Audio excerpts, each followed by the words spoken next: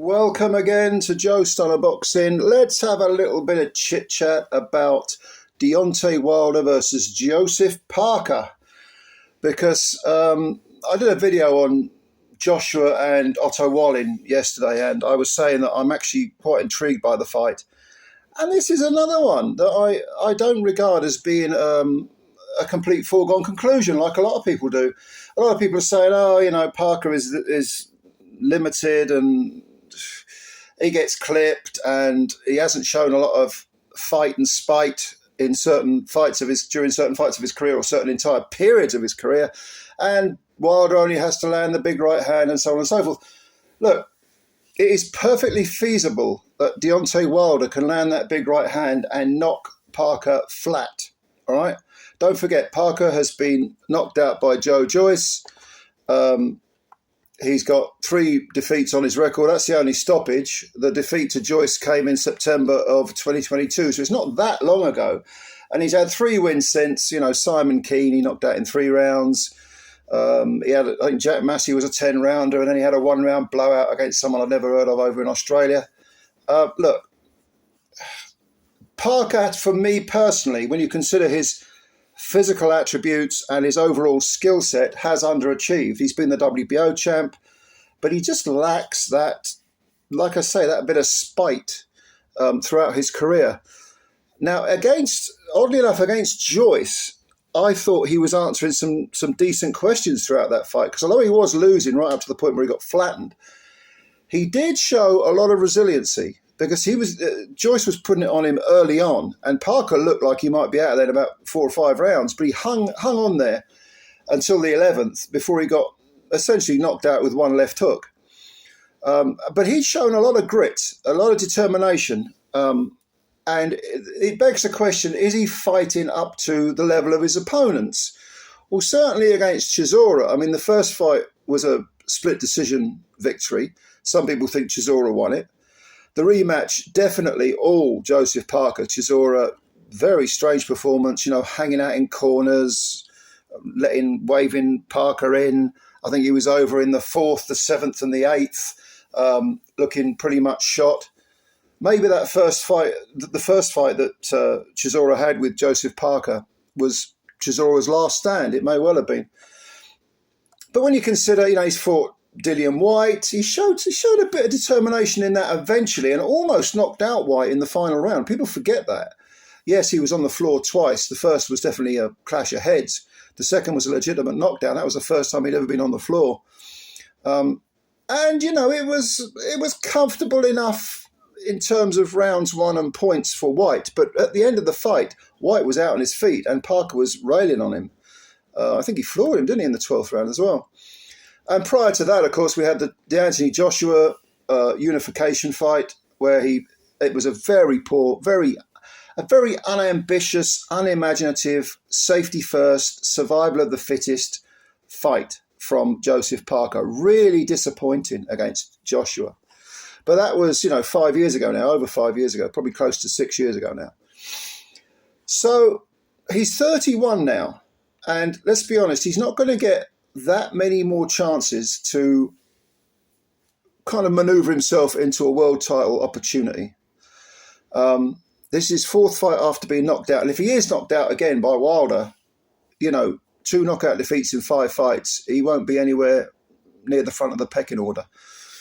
But of course, Deontay Wilder is much older. Deontay Wilder is he 38 now?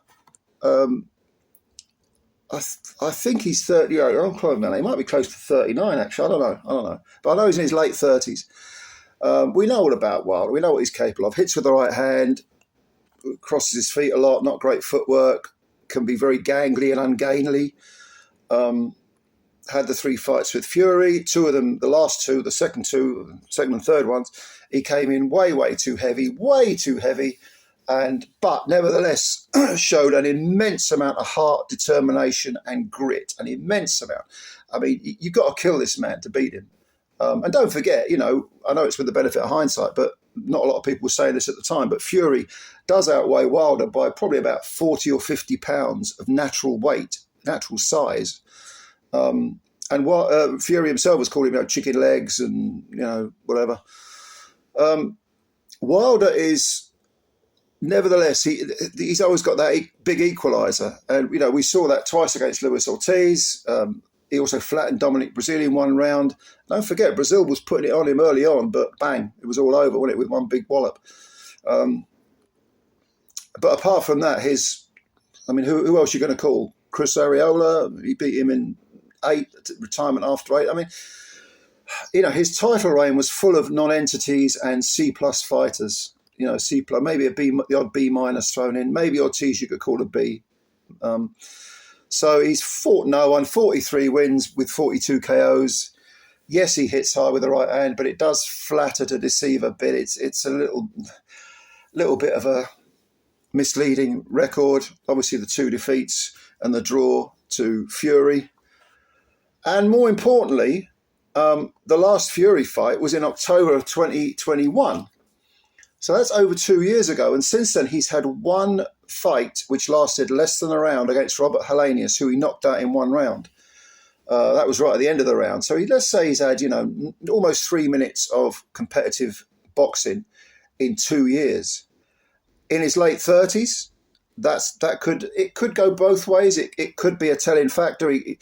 Keeping busy, there's a lot to be said for it always. But at the same time, if you're coming off a hellacious beating like the one he took against Fury just over 2 years ago, and you're in your late 30s, sometimes a rest can do you good.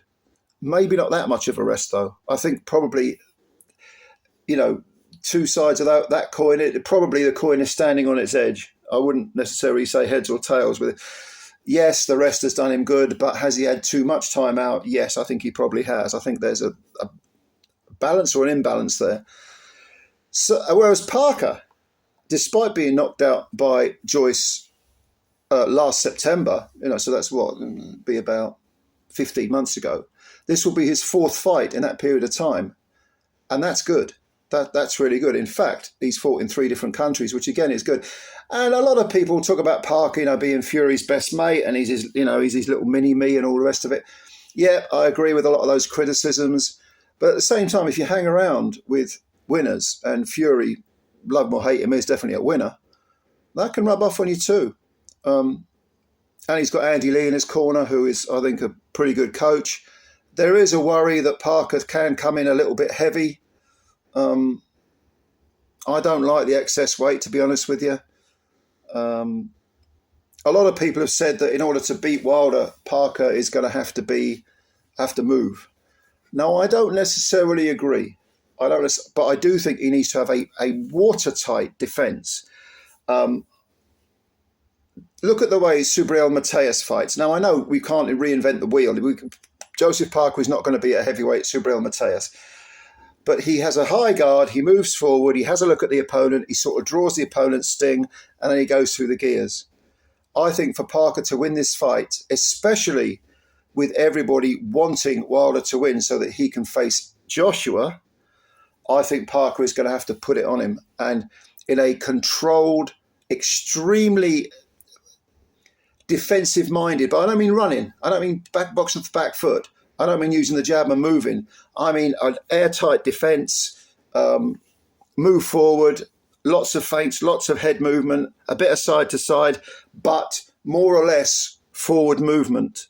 No backing off, absolutely no hands down shit. I mean, come on, man, that's asking for trouble.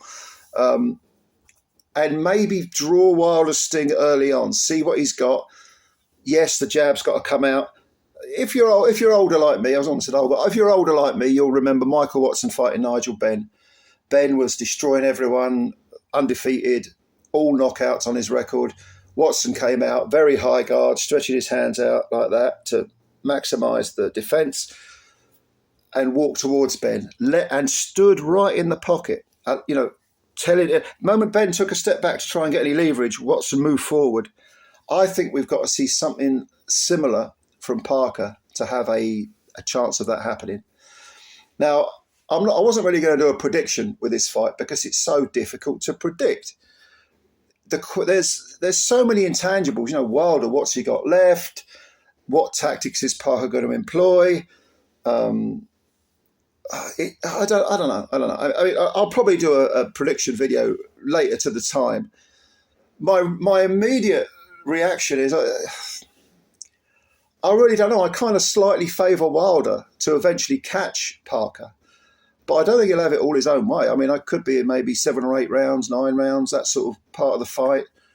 But that's just an off-the-cuff prediction, and in fact, it's not a prediction. It's just my initial thoughts.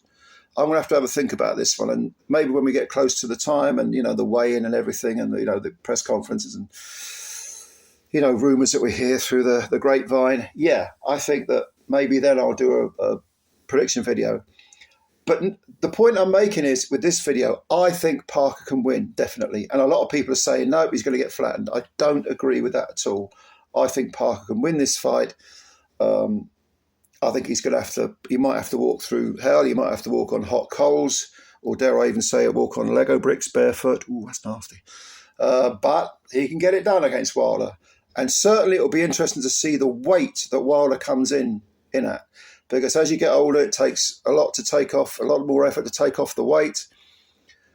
I definitely think that Wilder is better off coming in, relatively light, maybe not, 215, 218 or whatever he was when he was a world champ. But all this 240 business is, and also Parker with the weight.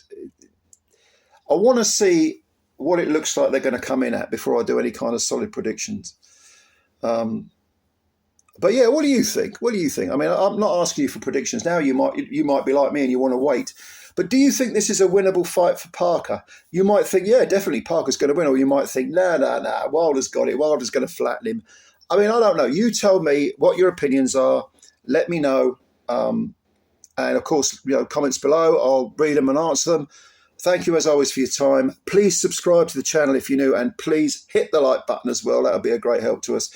And brilliant, yeah. This December the 23rd card is a really interesting card. I know there are a couple of 2 or 3 mismatches on there, but the rest of it, I find it's a very intriguing fight. Just like AJ and Wallin, I find Parker versus Wilder intriguing. I really, really do. And don't be surprised if it's a lot better fight than a lot of people expect.